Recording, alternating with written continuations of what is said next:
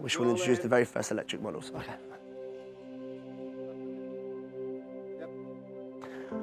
Vauxhall has had a long and varied history, with the Corsa playing a major role in that story.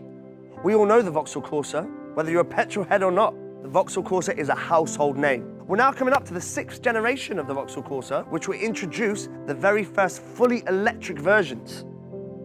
Let's not forget the true granddaddy of the range, the Vauxhall Corsa A, more commonly known as the Nova. Moving through the years, we come to the Vauxhall Nova Mark II. These cars will start a fantastic journey for Vauxhall, changing lives of young people throughout the 1980s, and they continue to do so. Coming up on the Vauxhall Corsa B, this was the first car in the lineup that would drop that Nova name. The Corsa C would be the first car in the lineup to continue the trend of being called a Corsa. Corsa D would be the first car in the lineup to start offering customization as standard. And the Corsa E, well, that wouldn't only offer customization as standard, but start offering buyers smart tech as standard. Finally, we come to the Corsa F, the 6th generation. And we hope that it will not only continue to set trends, but to change lives. Banging at your door. Don't hear a sound, don't know me anymore. The Vauxhall Nova was first introduced in 1983 and ran for 10 years to 93, of course, to be replaced by the more modern and attractive Corsa. It's a practical, affordable super mini hatchback. You've got your all-new Nova. Nova GTE, now known as the GSI, 1600cc engine producing something in excess of 150 horsepower. Grandma, shot and solid. Out of international rallying next season, sadly, will still be a big force in the domestic championship.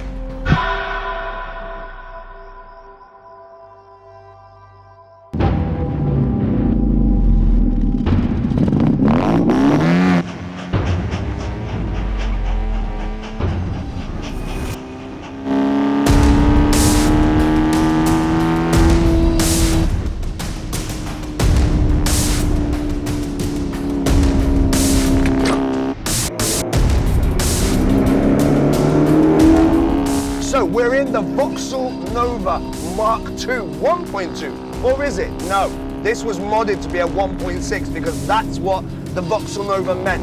Modded. And they were brilliant because of that. People took these cars and made it their own. They were made in Spain, all of them were made in Spain, but they come over here and they made it their own. Now, this is a bit of a childhood dream for me because I actually finally get to drive a Vauxhall Nova. I actually got a Peugeot 205 for my first car when a lot of my mates were driving Novas, and it's something I missed out on. So this is a chance for me to recapture my childhood a little bit and drive a Vauxhall Nova, and I tell you what, it does not disappoint. Not at all.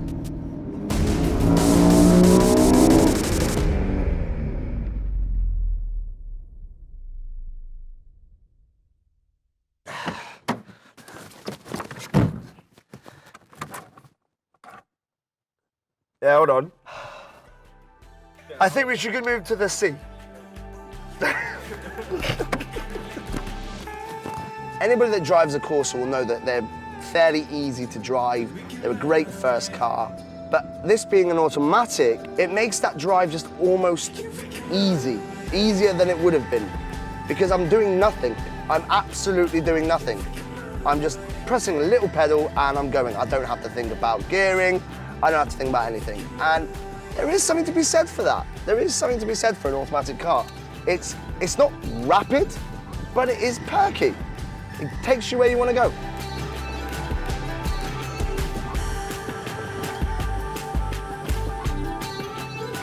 Limited edition. Oh yeah.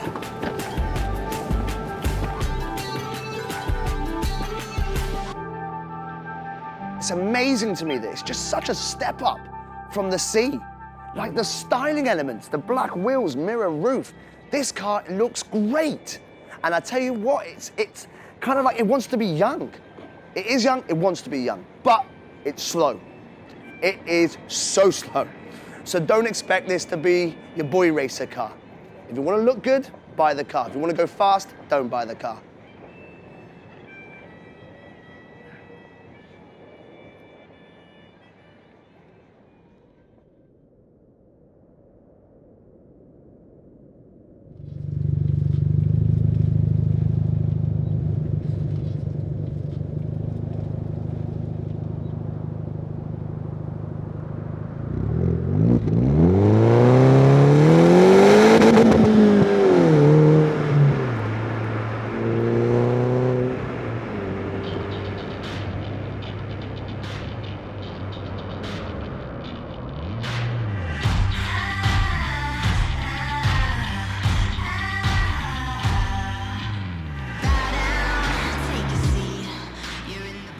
Vauxhall Corsa VXR.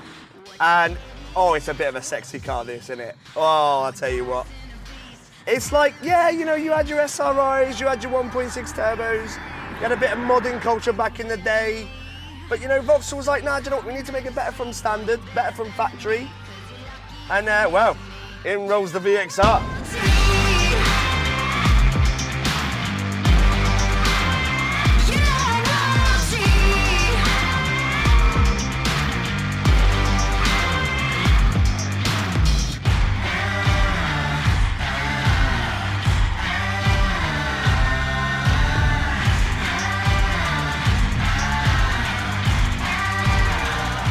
It's got triangles everywhere. It's got VXR painted all over the place. VXR, got Recaro seats. It's got blue all over the shop. It is just really fun. And it's stunning to look at. It's a really sexy car. But it ain't just about looks. See, when the Vauxhall Corsa D limited edition, it was just about looks. This thing, it's got a bit of balls, you know? 200 brake horsepower, a 0 to 60 in about 6 or 7 seconds. That's a little town car gone mad. And I really love it. It gives you that feeling like, yeah, you know, I can look good and I can go fast. And Vauxhall knew exactly what their market were with this. This is no longer your first car. I mean, if it is going to be your first car, you pay £5 grand in insurance. But like, if it's not going to be your first car, it's definitely going to be high up on your list when you want to get your second car.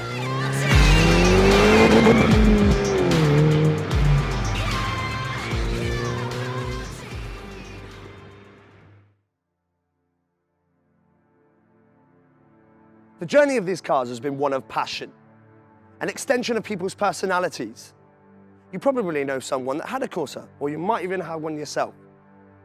For a lot of people, they've been that first car, that first experience. The first time you went to a drive-through, the first time you had a breakdown on the M5, the first time you had a lean over and kiss, the first time you fractured the speeding law just a little bit, or that first time you went with your mates to the pub for that afternoon drink. These are the memories that we cherish. And because we're in a Corsa, we remember it. And that's why as a nation, we cherish the Vauxhall Corsa.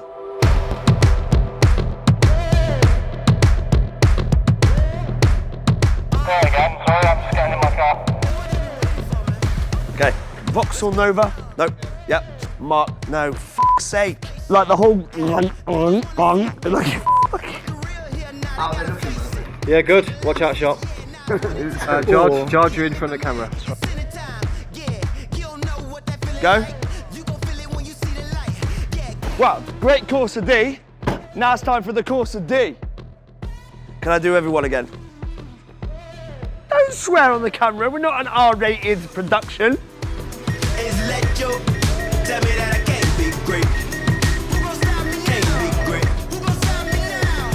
Right, take 3.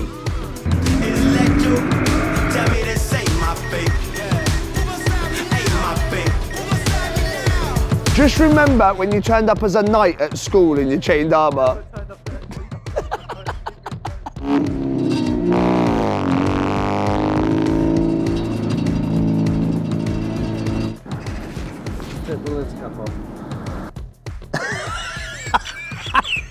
A 0 to 60 in about, ooh, I don't know,